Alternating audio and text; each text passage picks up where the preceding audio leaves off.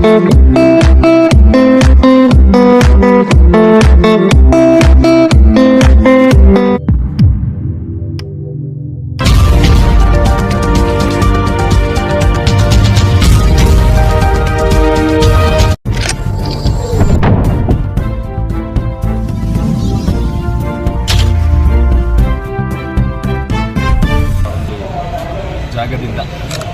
ಒಬ್ಬ ವ್ಯಕ್ತಿ ನೀಡುವಂತಹ ಹೇಳಿಕೆಯನ್ನು ಖಂಡಿಸಿ ಇವತ್ತು ಹುಬ್ಳಿ ಅಂಜುಮನ್ ಕಮಿಟಿಯವರು ಸುಮಾರು ಒಂದು 7-8 ಸಾವಿರ ಜನ ಸೇರಿ ಪ್ರೊಸೆಷನ್ ಮಾಡಬೇಕು ಅಂತ ನಮಗೆ ಈ ಹಿಂದೆ ಬಂದು ಅಪ್ರೋಚ್ ಮಾಡಿದರು. ಆದರೆ ಯಾರೋ ಯಾವುದೋ ದೇಶದ ಮೂಲೆ ಒಂದು ಕಡೆಯಿಂದ ನೀಡಿರುವಂಥ ಹೇಳಿಕೆಗೆ ಇಷ್ಟು ದೊಡ್ಡ ಮಟ್ಟದಲ್ಲಿ ಸಾರ್ವಜನಿಕರಿಗೆ ತೊಂದರೆ ಆಗೋ ರೀತಿಯಲ್ಲಿ ಮತ್ತು ಟ್ರಾಫಿಕ್ ತೊಂದರೆ ಆಗೋ ರೀತಿಯಲ್ಲಿ ಮುಖ್ಯವಾಗಿ ಇವತ್ತು ಮುಖ್ಯಮಂತ್ರಿಗಳು ನಮ್ಮ ಜಿಲ್ಲೆಯಲ್ಲಿ ಬಂದಿದ್ದರು. ಅದೆಲ್ಲದರ ಹಿನ್ನೆಲೆಯಲ್ಲಿ ತಾವು ಪ್ರೊಸೆಷನ್ ಮಾಡೋದು ಬೇಡ ಅಂತ ನಾವು ಪೊಲೀಸ್ ಇಲಾಖೆಯಿಂದ ಮನವಿ ಮಾಡಿದ್ವಿ. ನಮ್ಮ ಇಂಡಸ್ಗಿರಿ ಸಾಹೇಬರು ಆ ಮನವಿಯನ್ನು ಪುರಸ್ಕರಿಸಿ ಸ್ವಲ್ಪ ನಾವು ಹೇಳ್ತಿರೋದು ಸರಿ ಇದೆ, ಪೊಲೀಸರು ಎರಡೂ ಕಡೆ ಬಂದೋಬಸ್ತ್ ಮಾಡೋಕ್ಕಾಗಂಗಿಲ್ಲ ಅಂತ. ಮತ್ತು ಪ್ರೊಸೆಷನ್ ಮಾಡೋದಂಥ ಸಂದರ್ಭದಲ್ಲಿ ಯಾರಾದರೂ ಕಿಡಿಗೇಡಿಗಳೇನಾದರೂ ಮಾಡಿದರೆ ಅದರಿಂದ ಮತ್ತು ಪ್ರೊಸೆಷನ್ ಡಿಸ್ಟರ್ಬ್ ಆಗೋಂಥದ್ದು. ಮತ್ತು ಟ್ರಾಫಿಕ್, ಯಾಕಂದರೆ ಇದು ಪೀಕ್ ಅವರ್ಸ್ 3 ಗಂಟೆ 4 ಗಂಟೆ ಪೀಕ್ ಅವರ್ಸ್ ಸ್ಟಾರ್ಟ್ ಆಗುತ್ತೆ, ಸಾರ್ವಜನಿಕರಿಗೂ ಕೂಡ ತೊಂದರೆ ಆಗಬಾರ್ದು ಅಂತಂದು ನಮ್ಮ ಮನವಿಯನ್ನು ಪುರಸ್ಕರಿಸಿದ್ದಾರೆ. ಮತ್ತು ಅವರು ಈಗಷ್ಟೇ ಭಾಳ ಸ್ಪಷ್ಟವಾಗಿ ಹೇಳಿದರು, ಕಾಶ್ಮೀರದಿಂದ ಕನ್ಯಾಕುಮಾರಿವರೆಗೆ ಮತ್ತು ಈ ಕಡೆ ನಮ್ಮ ಕರಾವಳಿಯಿಂದ ಕೋಲ್ಕತ್ತಾ ಮೀರಿ ನಾರ್ತ್ ಈಸ್ಟ್ ಅದೆಲ್ಲ ಸೇರಿದಂತೆ ಅಖಂಡ ಭಾರತ ಏನಿದೆ 140 ಕೋಟಿಗೂ ಹೆಚ್ಚು ಜನ ಭಾರತೀಯರಿರುವಂಥ ಒಂದು ದೇಶ ಇದು. ಇಲ್ಲಿ ಶಾಂತಿ ಕದಡುವಂಥ ಪ್ರಯತ್ನ ಯಾರೂ ಮಾಡಬಾರ್ದು ಅನ್ನುವಂಥ ಮನವಿಯನ್ನು ಮಾಡಿದ್ದಾರೆ.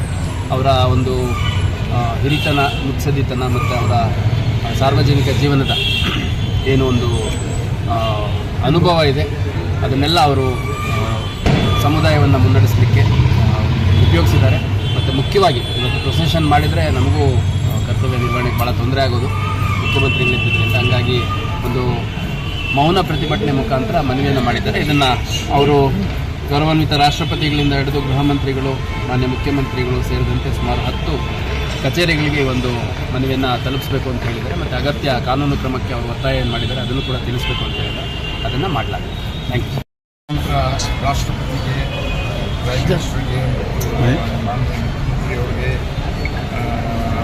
ಹೋಮ್ ಮಿನಿಸ್ಟರ್ ಅವರಿಗೆ, ಗವರ್ನರ್ಗೆ ನಾವು ಮನವಿ ರಿಕಮೆಂಡ್ ಮಾಡಿ ಕಳಿಸಿ ಇಂಥವ್ರಿಗೆ ಲೀಗಲ್ ಆ್ಯಕ್ಷನ್ ತಗೊಂಡು ಪಾಠ ಕಲಿಸ್ಬೇಕು.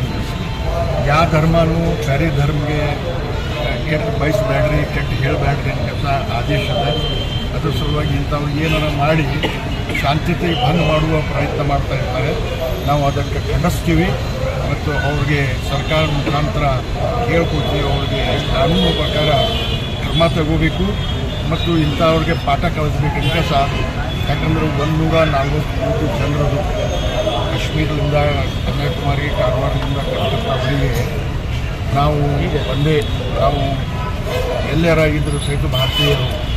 ನಮ್ಮ ಒಕ್ಕಟ್ಟಿನಿಂದ ಇರಬೇಕು. ಬಡವರು, ದಲಿತರು, ಅಲ್ಪಸಂಖ್ಯಾತರು, ದುಡುಕು ತಿನ್ನೋರು ಎಲ್ಲರೂ ಒಕ್ಕಟ್ಟಿನಿಂದ ಹೋಗಬೇಕು. ಇಂಥವ್ರಿಗೆ ಆಸ್ಪತ್ರೆ ಕೊಡಬಾರ್ದು. ಒಂದು ಹಾಲಿನ ಕೊಡೋದಲ್ಲಿ ಒಂದು ಹಳ್ಳ ಉಪ್ಪಿನ ಹಾಕಿದ್ರೆ ಆ ಪೂರಾ ಹಾಲು ಕೆಡ್ತದೆ. ಅದ್ರ ಸಲುವಾಗಿ ಇಂಥವ್ರಿಗೆ ನೋಡ್ರಿ, ಇಷ್ಟು ಮಂದಿ ಇದ್ರೆ ಯಾರು ಪಾಪ ಮಾಡೋದಿಲ್ಲ. ಒಬ್ಬವ ಏನಾರ ಹೇಳ್ತಾನೆ. ಇಂಥವ್ರಿಗೆ ಒಬ್ಬೊಬ್ಬರಿಗೆ ಶಿಕ್ಷೆ ಕೊಡಬೇಕು ಕೆಲಸ ಇವತ್ತಿನ ದಿವಸ ನಾವು ಮುಖಾಂತರ ನಮ್ಮ ಪೊಲೀಸ್ ಆಯುಕ್ತರಾದಂಥ ಅವ್ರ ಮುಖಾಂತರ, ತಹಸೀಲ್ದಾರ್ ಮುಖಾಂತರ ಈ ಮನವಿ ಕೊಡ್ತೀವಿ. ನಾವು ಶಿಫಾರಸು ಮಾಡಬೇಕು ಅಂತ ಕೋರುತ್ತೇವೆ. आज हमारे लिए जुमा के दिन बहुत ही मुकद्दस दिन है। हम सब लोग एक इज्तिमाई तौर पर अपने अपने मोहल्लों में, अपने अपने गांव में नमाज अदा करते हैं